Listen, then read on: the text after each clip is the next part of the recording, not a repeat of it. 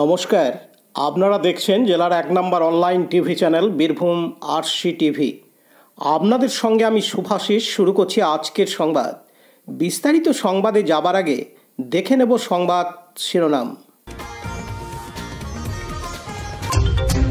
মানসিক ভারসাম্যহীন মহিলাকে মারধরের অভিযোগ তার নাতনির বিরুদ্ধে সিউড়িতে।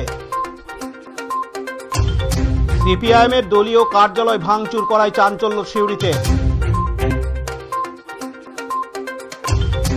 ঈদুজ্জোহা উপলক্ষে তৃণমূলের মিলন উৎসবে মিষ্টিমুখ করানো হলো মুরারোয়ে।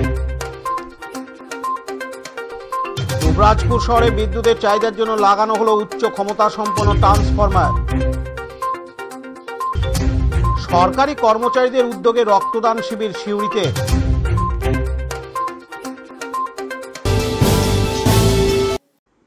সিউড়ি থানার অন্তর্গত 15 নম্বর ওয়ার্ডের আনন্দপুর সংলগ্ন এলাকায় এক বৃদ্ধা মহিলাকে তার নাতনি মারধর করে বাড়ি থেকে বের করে দেয়। এলাকার বাসিন্দারা অভিযোগ করেন, দীর্ঘদিন থেকে এমন কাজ যে করে আসছে ওই নাতনি।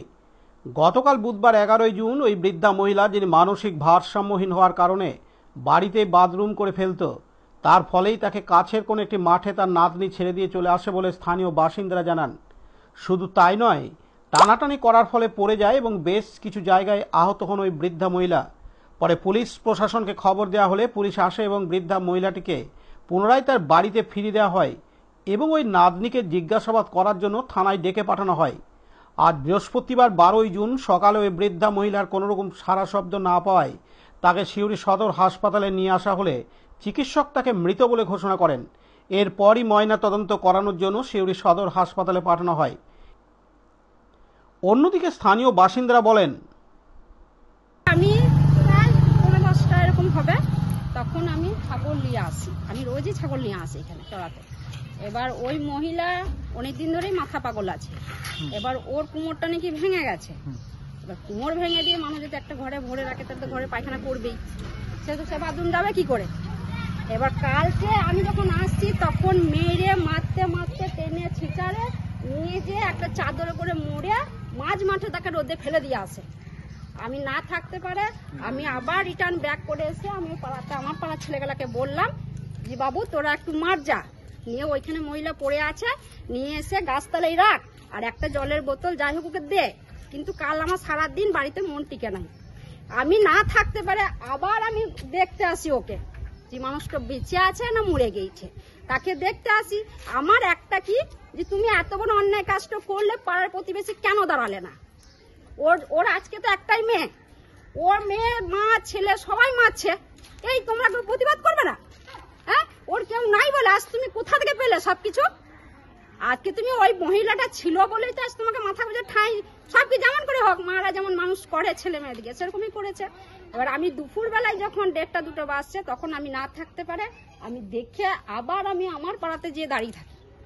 তখন আমার পাড়ার ছেলেগুলাকে বললাম তাহলে এই বুড়িটার কোনো ব্যবস্থা করবি না? তো বলছে কি করবো, একটাই উপায়, পুলিশকে ফোন কর। ওরা যখন ঢুকতে দিবে না তাহলে পুলিশকে ফোন কর। পুলিশকে কাল ফোন করা হয়েছে, 4-4টে পুলিশ এসেছিল, এসে ওইদিকে যে তাকে ইনি আমাকে দেখে প্রীতম ওর নাতি কেসটা করেছে। আর নাতি আমাকে পুকুর পাড়ে দেখে ওখানে আমাকে যে থ্রেট দিছে যে তুমি এই মহিলা এখনো কি জানো ভীমরতি যাই নাই তাই বলছে। তা আমি বললাম ভীমরতিটা কি করে হলো? ওর যদি কোমর ভেঙে যায় ও মাঠকে গেল কি করে? একটা কোমর ভাঙা মানুষের কাছে তো কিছু না হোক 2টো পেস আয়াত যাই হোক বাড়ির লোক তো থাকে ঠাই, তাহলে তুমি মারতে মারতে তাকে নিয়ে গেলে, মাথায় রক্ত বেরোলো, মানুষটা কোনো মানুষকে ওখানে জল দিল না, কিছু না, তুমি কোনো করলে না, তার মাও বেরোইল না। হ্যাঁ, এবার সেই মানুষটাকে তাকে পুলিশ যেয়ে তাকে তুলে নিয়ে এসে তাকে চান করিয়ে কাপড় পরিয়ে তাকে আমি বাড়িতে রেখেছি। এবার আজও আমি যখন ছাগল দিতে আসি তখন পাড়ার প্রতিবেশী বলছে যে আমরা কেউ জানি না, মরে গিয়েছে আমরা জানি না। এবার আমরা কেউ জানি না, সেটা এখন ওরা বলছে মেরে দিয়েছে না মরে গিয়েছে, এবার একমাত্র ওরাই বলতে পারে। প্রথম যখন দেখলেন তখন কটা বাজে? আজকে কালকে তখন প্রায় 10টা, 10টা ওই 10টার টাইমটাতেই এগোবেছে। এটা আমি যখন মারা গেছে যখন শুনে তখন প্রায় 9টা না না না, সকালে সকালে সকালে আমি ছাগল দিতে আসি। আজ সকালে যখন আমি ওইদিকে ছাগল দিতে যাই তখন অ্যাম্বুলেন্স তখন বড় মাঝে বড় যখন চলে আপনি গেল। বিকালবেলা এসেছিলেন তখন বেঁচে ছিল? বিকালবেলায়? মাঝে একবার দেখতে এলেন, হ্যাঁ তখন বিকালবেলা নাই, তখন 1:30 2টো বাজছে। তখন বেঁচে ছিল? হ্যাঁ তখন ওই গাছতলায় ছিল। তখন পুলিশ এসে তাকে নিয়ে যেয়ে তখন প্রীতম আমাকে ওখানে খেপ দিছিল যে আপনার যদি দায় পড়েছে, যদি দয়া হয়েছে তাহলে আপনি নিয়ে যান। আর আমার বাড়ির লোক হলে আমি অবশ্যই নিয়ে যেতাম। আমার বাড়ির লোক নয়, তুমি অত্যাচার করেছ, তোমাকেই সেটা সিদ্ধান্ত করতে হবে। বলছে আমি নিয়ে যাব না, আমি নিয়ে যাব না। আর ওই বুড়ি যদি রাত হয় ঠিক নিয়ে চলে যাবে। আর কোমর ভেঙে গেছে কি করে যাবে? আনা বেশ ঠিক আছে, তোমার কিছু করতে হবে না, পুলিশে যা করো। রেখেছিল সেটা ঘর থেকে কত দূরে? এই পুকুর পাড়ার ওইখানে, কতটা দূরে? এইখান থেকে গিয়েই মাঠটা দেখতে পাবো। অনেক দূর শুধু রোদ, আজকে ওখানে মেঘলা আকাশ করেছে, কাল শুধু রোদ ছিল, শুধু রোদ। মানুষটার এত কষ্ট কাল হয়েছে, আমি না থাকতে পারে বাধ্য হয়ে পুলিশকে ফোন করেছি। আরো আমার ছেলেরা সব কটার ছিল। সময় জানিয়েছিল? মোটামুটি কটার দিকে জানানো হয়েছিল? প্রায় 1:30। হ্যাঁ তখন আমার কাছে মোবাইল ছিল না। মোটামুটি হ্যাঁ আনজাতেই 2টো 2:30 এরকম, আচ্ছা। এর বেশি কিছু না। আপনার নাম? আমার নাম তনুশ্রী মাল। স্থানীয় বাসিন্দা আপনি? হ্যাঁ আমি স্থানীয় বাসিন্দা। যে পেশেন্ট এখানে পড়ে আছে সেটা আমার দিদা হয়। ইনি মেন্টালি মানসিকভাবে অসুস্থ, মানসিকভাবে দুর্বল। আজকে 45 বছর থেকেই আমাদের বাড়িতেই থাকে। এবার বিগত এই কদিন থেকে 7 দিন থেকে কন্টিনিউ পায়খানার একটা প্রবলেম শুরু হয়। সেখানে এতটাই মানে নোংরা পরিবেশ তৈরি করেছিল যেখানে বাড়িতে মানুষ ঢুকে থাকা কোনো কিছুই করতে পারছিল না। হ্যাঁ, এই কারণে অবস্থায় আমি কিন্তু আমাদের বাড়ির পাশেই একটা পুকুর কাম মাঠ আছে, পুকুরের সঙ্গে অ্যাটাচ মাঠ, যেখানে মানুষ পায়খানা করে, এরকম একটা জায়গা আছে। সেখানে কিন্তু আমি কালকে দুপুরবেলায় ওনাকে বাড়ি থেকে বের করে, গোটা গায়ে পায়খানা মেখে আছে, ওই জন্য আমি ফার্স্টে হাত ধরে টেনে বের করেছিলাম বাড়ি থেকে। তারপর ওকে কোলে তোলার জন্য দাঁড় করাই, তখন সে পড়ে যায়, পায়ের অবস্থা দাঁড়িয়ে থাকতে পারছিল না। পড়ে যাওয়ার জন্য ঢালায় গেছে, কপালের পাশে একটা ঠোকা পায়, নিয়ে রক্ত বেরোয়। আমি বাড়ি থেকে জল টল নিয়ে এসে দেওয়ার পর তোয়ালে করে নিয়ে গিয়ে ওকে মাঠে দিয়ে আসি, নামিয়ে, যেখানে লোকে পায়খানা করে সেখানে একটা বাড়ির পরে। তো তারপর হঠাৎ করে পাড়ার কিছু মহিলা প্রতিবেশী যারা আছে তারা অবজেকশন করে যে এরকম মাঠে কেন ফেলে দিয়ে গেছো বয়স্ক মানুষকে। তারা যেরকম মানবিকতার খাতিরে সেই কথাটা বলে থাকে। তো বলেছে, পুলিশ এসেছিল, আমাকে তুলে নিয়ে গেছে, দিদাকে বাড়িতে ভরে দেওয়া করিয়েছে পুলিশ দাঁড়িয়ে থেকে। হ্যাঁ, আমি ভরে দেওয়ার পর রাত দুপুর 3টের সময় থানা গেছি। ওখান থেকে 8টা পর্যন্ত আমি থানায় ছিলাম, বড়বাবু আন্ডারে ছিল বলে বড়বাবু বললো যে 8টার পর আসবে, তখন এসে ছাড়া হয়েছে। তো লেখা হয়েছিল যে পুনরায় যেন কোনো রকম অত্যাচার দিদার উপর না হয়। এটা হওয়ার পর রাতে আমি চলে আসি বাড়ি আসার পর দেখি যে অবস্থায় পরিষ্কার করে দিয়ে গেছিলাম, আবার সেই একই ন্যাকেট অবস্থায় গায়ে পায়খানা করে মেখে, তার ছবি আমার কাছে সবই তোলা আছে। তো পাড়ার লোককে আমি প্রতিবেশীকে ডেকেও দেখাই যে দেখুন এখানে এখনো পর্যন্ত এই অবস্থা, এত কিছু হওয়ার পরও সেই একই ঘটনাই ঘটছে। তো এটা কি করে সামলানো সম্ভব? বাড়িতে তো মানুষ থাকবে। তো তারপরে আমি আর কোনো কথা বলিনি, কেন দেখলাম পাড়ার লোকের মানে এই ধরনের ইয়ের জন্য। তারপর আমি বেরিয়ে গেলাম। তো দিদির বাড়িতে ছিলাম রাতের বেলায়, কারণ সবাই বললো যে তুই দিদিবে থাকা 2-3 দিন থেকে আয়, ওখানে থাক। আমি সেই হিসাবে চলে গেলাম। সকালবেলায় মা আমাকে ফোন করে জানায় যে এরকম ব্যাপার, যে দিদার শরীর একদম স্টপ হয়ে গেছে, কোনো নড়নচলন নেই। তাহলে বেশ ঠিক আছে, আমি যাচ্ছি। আমি উঠে আসি 7টা এই নাগাদ। তখন উঠে এসে এখান থেকে অ্যাম্বুলেন্স করে নিয়ে গিয়ে হসপিটালে অ্যাডমিট করি। হসপিটালে আসার পর ডাক্তারে বলেন যে উনি নেই, মারা গেছেন। তো তারপরে যেমন পোস্টমর্টম করা হয় সেই শিডিউলই চলছে। কোথাও কি আপনি মারধর কোনো বলে দিচ্ছি, মারধর কোনো কিছু নয়। আমি ওই যে পায়খানা গায়ে লেগেছিল বলে আমি ঘৃণার জন্য হাত ধরে টেনে ছেঁচারে বের করেছিলাম বাড়ি থেকে, উঠোন থেকে কিছুটা দূর নিয়ে গেছিলাম। তারপর ওকে আমি যে দেখলাম যে আর তুলে নিয়ে যাওয়া সম্ভব নয় ওইভাবে, সেই জন্য তখন আমি তোয়ালে করে তুলে নিয়ে যাবো বলে দাঁড় করাবার চেষ্টা করি। তো দাঁড়িয়ে দেখায় পড়ে যায়, মাথায় একটু লাগে কপালটাতে। তারপরে কিন্তু ওকে আমি তুলে নিয়ে চলে, আর কোনো নামানোর সিস্টেম নেই। না, মার ধরে কোনো ব্যাপার নাই। ওকে ওর নিজেই কন্টিনিউ আমাদের প্রতি বা লোকের প্রতি প্রচুর গালিগালাজ যেগুলো থাকতো, যেহেতু মেন্টালি পেশেন্ট, সেই জন্য ওর মুখের ভাষা খুব খারাপ ছিল। যা রাস্তায় যে পেরোতো তাকে গালিগালাজ করতো, বা নিজের বাড়িতে এরকম আচরণ করতো, জিনিসপত্র নোংরা করতো, নষ্ট করতো। এবার যারা মেন্টালি পেশেন্ট থাকলে যা হয়, তেমন আচরণটা ওর কাছ থেকে পাওয়া গিয়েছে। আর মানে এখন যেটা হচ্ছে সেটা মানুষজন বলছে যে মেরে গেল, কারণ আমি যখন নিয়ে যাই তখন ওখানে কেউ ছিলই না পেশেন্ট। প্রথম কথা, আমার নাম প্রীতম রায়, জয়া ভান্ডারী, 70 বছর বয়স, বাড়ি আনন্দপুর। আমার দিদা হয়। পার্থ দাসের রিপোর্ট, বীরভূম RCTV, সিউড়ি। এখন বিজ্ঞাপন বিরতি, ফিরে আসছি বিরতির পর। আরশি স্টাইল স্কুল ড্রেস এর বিপুল সম্ভার ও সামগ্রী একই ছাদের নিচে। এখানে যে কোনো স্কুল, কলেজ, বেসরকারি শিক্ষা প্রতিষ্ঠান, সিকিউরিটি গার্ড, কেটারিং এর ইউনিফর্মও তৈরি করা হয়। এখানে প্যান্ট, শার্ট, স্কার্ট, জুতো, মোজা, সোয়েটার, ব্লেজার, টুপি, বেল্ট, টাই, জলের বোতল, টিফিন বক্স ও অন্যান্য ইউনিফর্ম সেলাই ও সাপ্লাই করা হয়।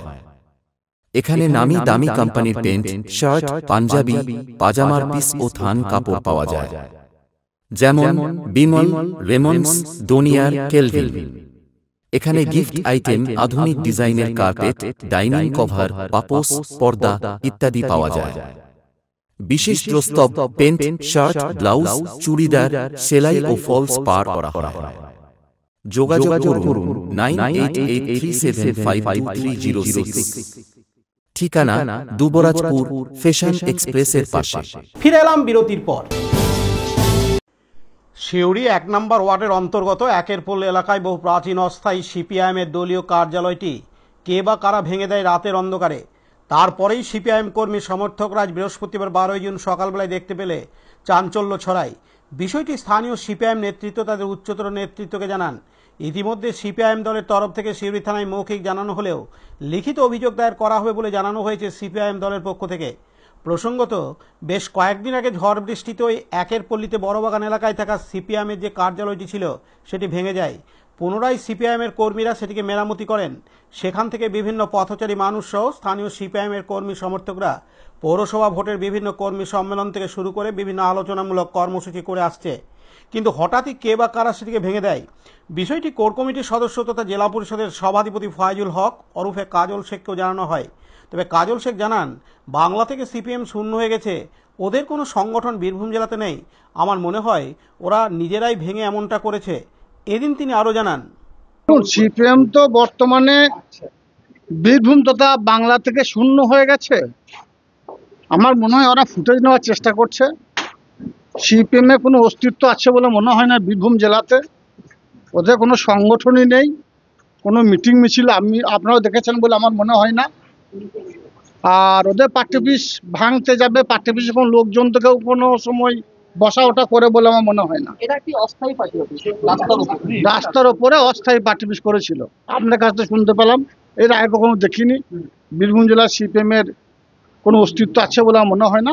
এটা একটা ফুটেজ খাওয়ার চেষ্টা করছে।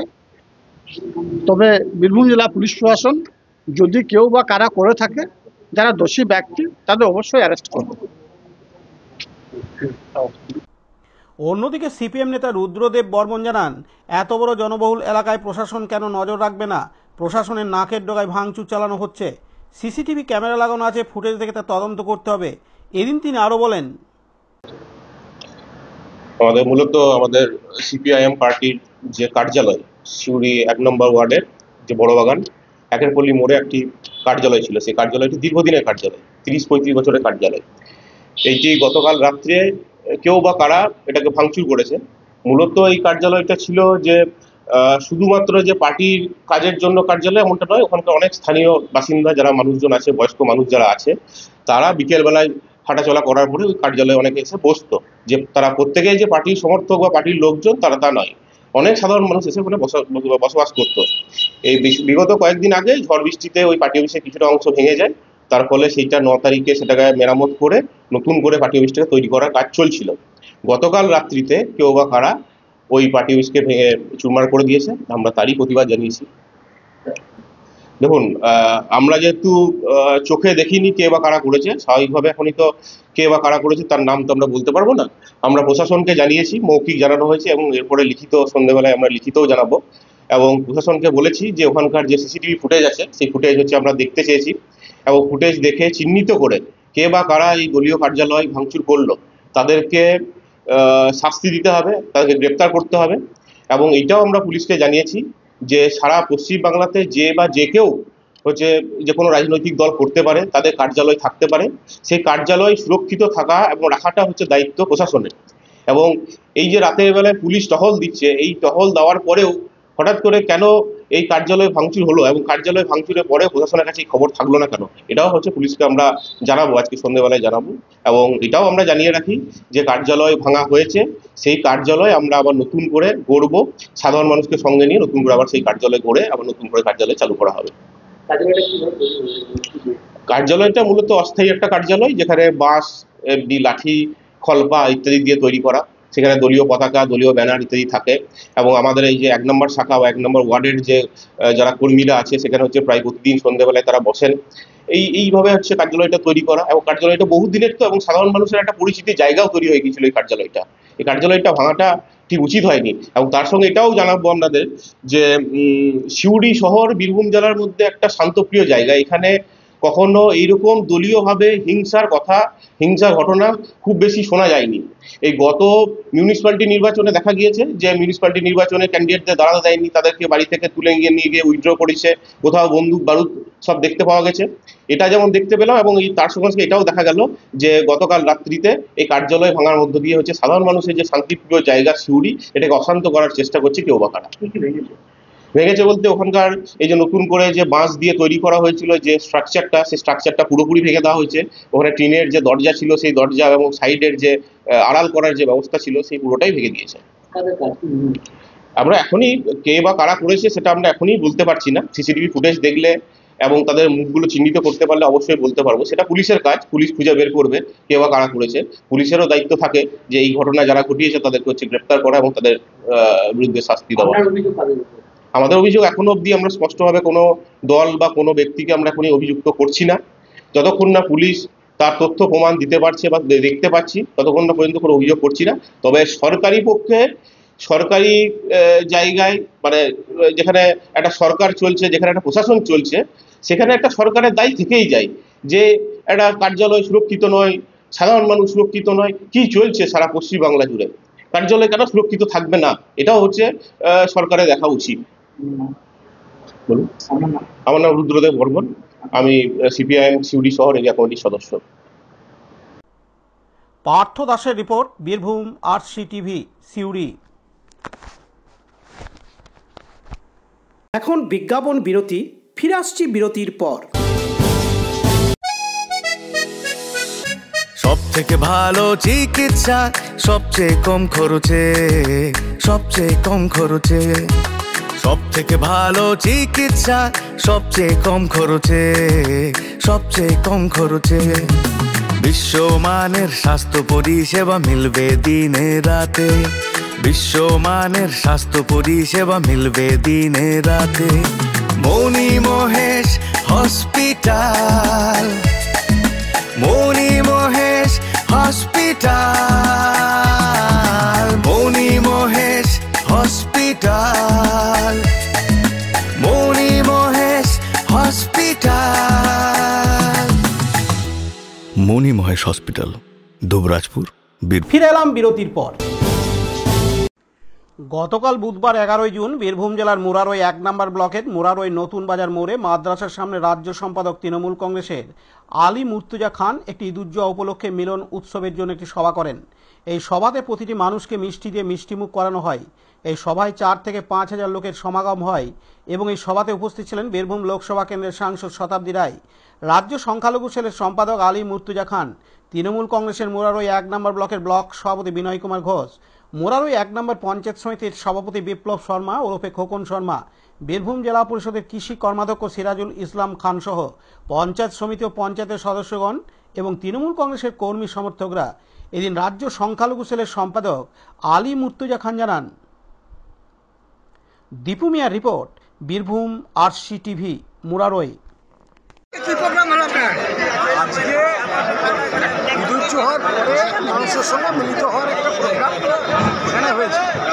সকলকে অনুরোধ করবো আপনারা হুড়োহুড়ি করবেন না, আপনাদের সকলের জন্য মিষ্টিমুখের ব্যবস্থা আছে। হুড়োহুড়ি করতে গিয়ে নিজেদের মধ্যে মারামারি করতে লাগবেন না, দয়া করে সকলকে অনুরোধ করছি আপনারা কেউ হুড়ো। এখন বিজ্ঞাপন বিরতি, ফিরে আসছি বিরতির পর।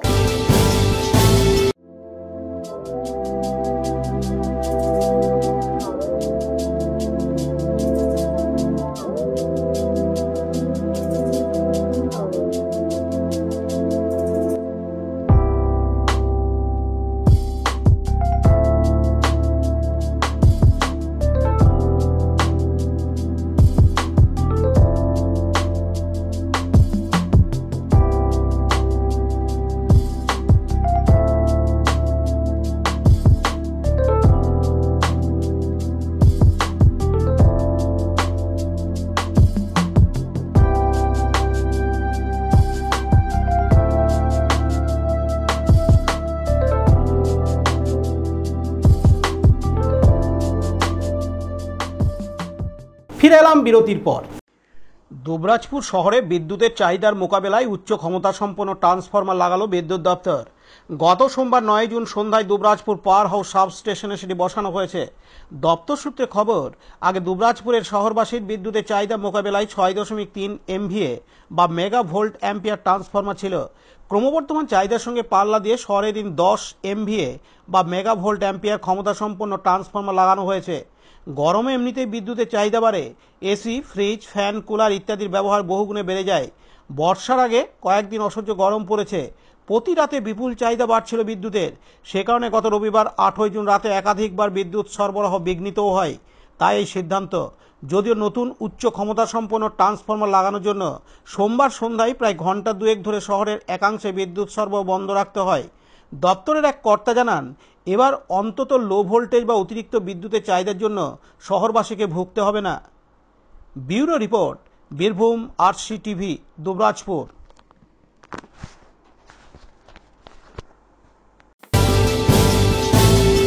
এখন বিজ্ঞাপন বিরতি, ফিরে আসছি বিরতির পর। দুবরাজপুর শ্রী শ্রী রামকৃষ্ণ আশ্রম পরিচালিত অভেদানন্দ সেবা মঙ্গল হাসপাতাল বীরভূম জেলার বুকে একটি অন্যতম সেরা চক্ষু হাসপাতাল। এখানে প্রত্যেক দিন স্বল্প মূল্যে অত্যাধুনিক যন্ত্রপাতির সাহায্যে অভিজ্ঞ চক্ষু বিশেষজ্ঞের দ্বারা চক্ষু পরীক্ষা ও চক্ষু ছানি অপারেশন, ফেকোমাইক্রো সার্জারি করা হয়। এছাড়াও এই হাসপাতালে অতি স্বল্প মূল্যে যাবতীয় পরীক্ষা নিরীক্ষা, যেমন রক্তের সমস্ত রকম পরীক্ষা, ECG, USG, থাইরয়েড পরীক্ষা করা হয়। এখানে অতি স্বল্প মূল্যে চশমা তৈরি করা হয়। এছাড়াও এখানে প্রত্যেক দিন বিনামূল্যে অন্যান্য রোগের চিকিৎসা করা হয়। আমাদের আদর্শ শিব জ্ঞানের সেবা। যোগাযোগের নম্বর 9382571046 অথবা 9564554959 অথবা 7407405155। ঠিকানা অভেদানন্দ সেবা মঙ্গল হাসপাতাল, ওয়ার্ড নম্বর 4, দুবরাজপুর। ফিরে এলাম বিরতির পর। পশ্চিমবঙ্গ রাজ্য সরকারি কর্মচারী ফেডারেশনের উদ্যোগে একটি রক্তদান শিবিরের আয়োজন করা হয় আজ বৃহস্পতিবার 12 জুন। রক্তদান শিবিরে রক্তদান করেন সিউড়ি সুপার স্পেশালিটি হাসপাতালের সুপার প্রকাশ চন্দ্র বাগ সহ পশ্চিমবঙ্গ সরকারি কর্মচারী ফেডারেশনের কর্মচারীরা। এই কর্মসূচিতে উপস্থিত ছিলেন বীরভূম জেলা পরিষদের সভাধিপতি ফয়জুল হক ওরফে কাজল শেখ, বীরভূম জেলা পরিষদের পূর্ত কর্মাধ্যক্ষ নুরুল ইসলাম, খাদ্য কর্মাধ্যক্ষ অরুণ চক্রবর্তী, বীরভূম জেলা তৃণমূল কংগ্রেসের সহ সভাপতি মলয় মুখার্জি, জেলা স্বাস্থ্য দপ্তরের আধিকারিক সহ সিউড়ি সুপার স্পেশালিটি হাসপাতালের সুপার এবং পশ্চিমবঙ্গ রাজ্য সরকারি কর্মচারী ফেডারেশনের কর্মীরা। প্রসঙ্গত, বেশ কয়েকদিন আগে সিউড়ি সদর হাসপাতালে রক্ত সংকট দেখা দেয়। থ্যালাসেমিয়া রোগীদের পাশাপাশি যে সকল সিউড়ি সদর হাসপাতালে রক্তের জন্য ভর্তি হয়েছে তাতে রক্ত সংকট দেখা দেয়। এবার কিছুটা হলেও রক্ত সংকট মেটাতে রাজ্য সরকারি কর্মচারীদের এই উদ্যোগ। জেলা স্বাস্থ্য দপ্তরের কমিউনিটি হলে প্রায় 500 বোতল স্বেচ্ছায় রক্তদান করেন সরকারি কর্মচারীরা। এদিন সিউড়ি সুপার স্পেশালিটি হাসপাতালের সুপার প্রকাশচন্দ্র বাগ রক্তদান শিবিরে আমন্ত্রিত হয়ে নিজে রক্তদান করেন এবং সাধারণ মানুষকে রক্তদান করার বার্তা দেন। এদিন তিনি জানান, দেখুন 14ই জুন হচ্ছে বিশ্ব রক্তদান দিবস। সেটা আমরা গতকাল আমাদের সিউড়ি সদর হাসপাতালে পালন করেছি। আজকে আমরা আমাদের সিএমওইচ অফিসে আমাদের সরকারি কর্মচারীরা মানে বিভিন্ন দপ্তরে, শুধু স্বাস্থ্য দপ্তর নয়, বিভিন্ন দপ্তরে, যেহেতু আমাদের ব্লাড ব্যাংক এই মুহূর্তে একেবারে খালি যাচ্ছে, কারণ এই সময় ক্যাম্প খুব কম হয়। মানে আমাদের সমাজে যারা আমাদের স্বেচ্ছায় রক্তদান করেন যে সমস্ত সংস্থা, মূলত কিন্তু এগুলো ওই শীতকালে বেশি হয় বা বিশেষ বিশেষ অনুষ্ঠানের দিন, যেমন 15ই আগস্ট প্রচুর ক্যাম্প হয়, কিন্তু গরমকালে সেই অর্থে কোনো ক্যাম্প হয় না আমাদের। যার ফলে শুধু আমার সিউড়ি সদর হাসপাতাল বলে না, সারা পশ্চিমবঙ্গ তথা ভারতবর্ষে তথা বিশ্বে এই সময়টা কিন্তু গ্রীষ্মকালীন রক্তের ক্রাইসিস থাকে প্রত্যেকটা ব্লাড ব্যাংকে। আমরা এবার একটা তৈরি করি, মানে খুব অল্প সময়ের মধ্যে আমরা প্রস্তুতি নিয়ে এটা করেছি ক্যাম্প। আগামী বছর থেকে আমরা একটু মানে বিজ্ঞানসম্মত হবে, এটা আমরা সিস্টেমিক করে নেব, যাতে আমরা এপ্রিলের শেষ থেকে জুলাইয়ের শেষ পর্যন্ত একটা ইন্টারভালে ক্যাম্প চলতে থাকে এবং যাতে ব্লাড ব্যাংক সচল থাকে এবং রক্তাল্পতা ঘটিত মানে রক্ত কম ঘটিত কারণে যারা রক্ত দরকার যেসব রোগীদের তাদের যাতে আমরা এই সহায়তা করতে পারি, কেন রক্তের বিকল্প রক্তই।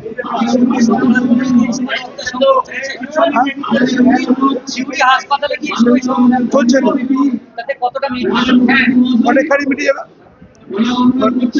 কারণ দেখুন আমাদের হচ্ছে কি 250-এর মতো ব্লাড লাগে শুধুমাত্র থ্যালাসেমিয়ার বাচ্চাদের জন্য, থ্যালাসেমিয়া রোগীদের জন্য। সেই সাথে হচ্ছে কি এইবার ধরুন আমাদের যারা অ্যানিমিয়ায় ভুগছে, সিভিয়ার অ্যানিমিয়া থাকে, কিংবা কোনো অ্যাক্সিডেন্ট হলে কিংবা সিভিয়ার হেমোরয়েজ হচ্ছে, কারণ এইসব ক্ষেত্রে তো হঠাৎ করে লাগে, সেই সংখ্যাটাও কিন্তু কম নয়, সেটাও প্রায় মাসে আমাদের 1000-এর কাছে যাই। হ্যাঁ দিলাম, ম্যাডাম দিয়েছে, আমাদের অনেকেই দিচ্ছেন, ধরেন আধিকারিক যারা আছেন অনেকেই দিচ্ছে, এগিয়ে আসছেন কিন্তু। হ্যাঁ, যাতে এটা আমরা একটা উদাহরণ তুলে ধরতে চাইছি সমাজের বুকে, আগামী দিনে যাতে আমাদের সমাজের যারা মানে কি স্বেচ্ছায় রক্তদাতে আগ্রহী তারা যাতে মানে ভয়ভীতি না পায় এবং মানুষের সাহায্যে এগিয়ে আসেন, সেই উদ্যোগে নিয়ে যাচ্ছে। অন্যদিকে পশ্চিমবঙ্গ সরকারি কর্মচারী ফেডারেশনের জেলা সভাপতি চিত্ত অধিকারী বলেন, আচ্ছা, আমরা মাননীয় রাজ্য কনভেনার শ্রী প্রতাপ নাগ মহাশয়ের নির্দেশে এবং আমাদের চেয়ারম্যান স্যার ডক্টর মানভঞ্জন ভূঁইয়া স্যারের নির্দেশে পশ্চিমবাংলা রাজ্য সরকারি কর্মচারী ফেডারেশনের বিভিন্ন জেলা ব্লাড ডোনেশন ক্যাম্প অর্গানাইজ করেছে। আপনারা জানেন এই সময় হাসপাতালে রক্তের সংকট হয়। গত বছরও আমরা ব্লাড ডোনেশন ক্যাম্প করেছিলাম, এবছরও ব্লাড ডোনেশন ক্যাম্প করেছি সাধারণ মানুষের স্বার্থে, বাচ্চা থ্যালাসেমিয়ার পেশেন্ট থেকে শুরু করে সমস্ত শ্রেণীর পেশেন্টের স্বার্থে সাধারণ মানুষের পাশে থাকার বার্তা দিতে। কারণ আমাদের মানবিক মুখ্যমন্ত্রী শ্রীমতী মমতা বন্দ্যোপাধ্যায় সাথে অভিষেক বন্দ্যোপাধ্যায় সাধারণ মানুষের জন্য প্রচুর কাজ করছেন, প্রচুর প্রকল্প। আমাদেরও সরকারি কর্মচারী হয়ে বার্তা যে আমরাও সাধারণ মানুষের পাশে থাকছি। সেই হিসাবেই আজকে আমরা ব্লাড ডোনেশন ক্যাম্প করছি। আমাদের আনুমানিক 500 বোতলের ওপরে রক্ত দেওয়ার টার্গেট আছে। এখনো পর্যন্ত 320 বোতলের মতো কালেকশন হয়েছে, বাকিটা আমরা দেখে নিচ্ছি কতটা হয়। আমাদের টার্গেটটা প্রায় 500-র উপরে, 550-র মতো আছে।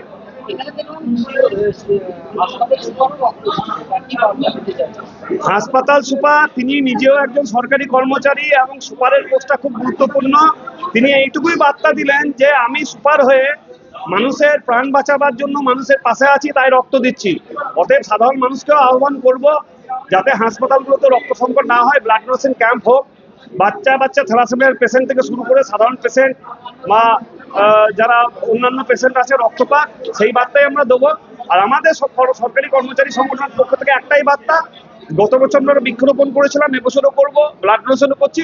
একটাই বার্তা, মানুষকে পরিষেবা দেবো, তার সাথে মানুষকে রক্তদান করবো, সাধারণ মানুষের পাশে থাকবো।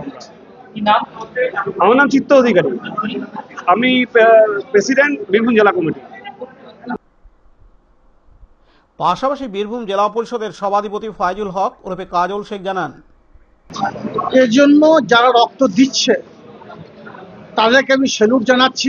সঙ্গে সঙ্গে যে ফেডারেশন যাদের উদ্দেশ্যে যারা এই সমস্ত সরকারি কর্মচারীদের একত্রিত করেছে সেই ফেডারেশনকে আমি স্যালুট জানাচ্ছি।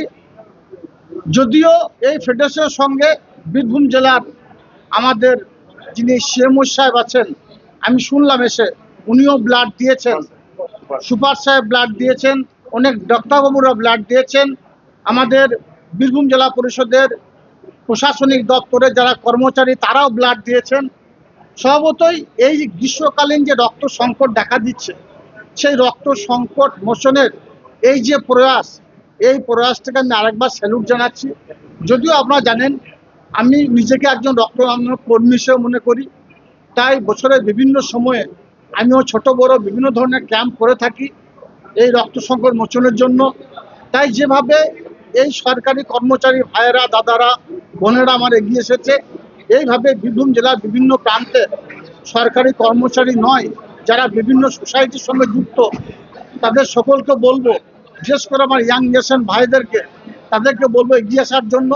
বীরভূম জেলার বর্তমান যে রক্ত সংকট দেখা দিচ্ছে বা দিয়েছে সেটাকে মোচন করার জন্য এগিয়ে আসার জন্য সকলকে আমি আহ্বান জানাবো। কিছুদিন আগে সদর হাসপাতাল ব্লাড ব্যাংকের একটা সমস্যা হয়েছিল, মানে রক্ত ছিল না, যোগান ছিল না। সেখানে বোলপুরের কাছে সাহায্য চাই না, বোলপুরের হাসপাতাল থেকে সেখানে রক্ত পাঠানো হয়। কিছু দেখবেন?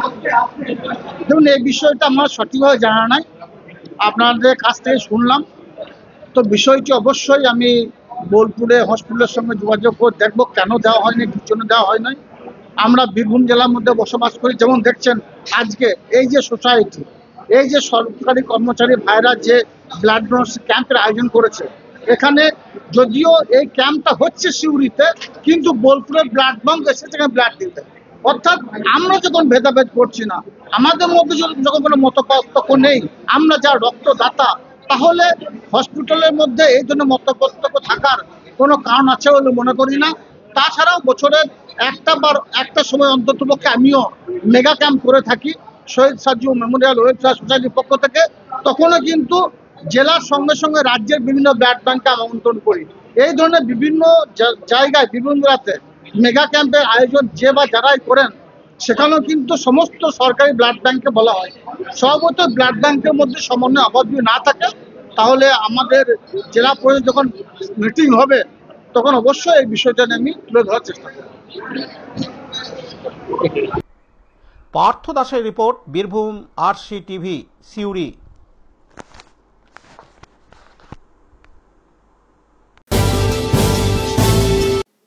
আজকের সংবাদ এই পর্যন্ত। পরবর্তী সংবাদের জন্য চোখ রাখুন বীরভূম RC টিভির পর্দায়। নমস্কার।